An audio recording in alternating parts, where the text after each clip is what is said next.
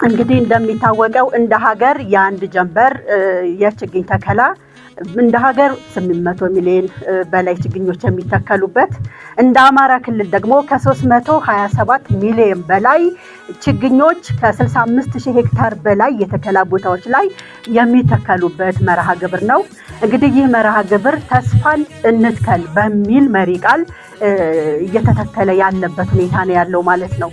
እንግዲህ ሁላችሁም እንደምታውቁት ችግኞችን መትከል ዋናው ትልቁ ጥቅም የመጀመሪያው የፍራፍሬና ለምግብ የሚሆኑ ተክሎችን የምንተክልበት ወቅት ላይ ከምንመገበው አልፎ ለገበያ አቅርበን በኢኮኖሚው ደረጃ ከፍ ያለና የተሻለ ገቢ የሚያስገኙ ናቸው ማለት ነው።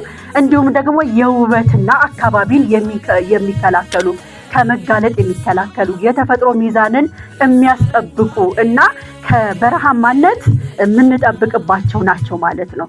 ስለዚህ ወደፊት ዛሬ የምንተክለው ለልጆቻችን ለልጅ ልጆቻችን አካባቢያችንን ከመቦርቦር መጀመሪያ ከነበረው ቅርጹን አጥቶ ከመሸርሸር የአፈር መሸርሸር እንዳይኖር ለማድረግ የተፈጥሮ ሚዛኑ እንዲጠበቅ የአየር ንብረቱ ተጠብቆ እንዲቀጥልና ለቀጣይ ትውልድ ያማረ አካባቢን ያማረች ኢትዮጵያን ያማረን ዞን ያማረ የሆነን ያሳግር ቀበሌዎችና አካባቢዎችን ለቀጣይ ትውልድ የምናስተላልፍበት ምዕራፍ ነው ማለት ነው። ከዚያ አኳያ ችግኞችን መትከል ብቻ ሳይሆን መንከባከብ፣ እንዲጸድቁ ማድረግ፣ ከግጦሽ መጠበቅ፣ እነዚህ ደግሞ ሲያድጉ አካባቢውን የተፈጥሮ ሚዛን የሚጠብቁ ስለሚሆኑና የተሻለ የለማች የምታምር አካባቢ የሚያምር ሀገር እንዲኖረን ያደርጋል ማለት ነው።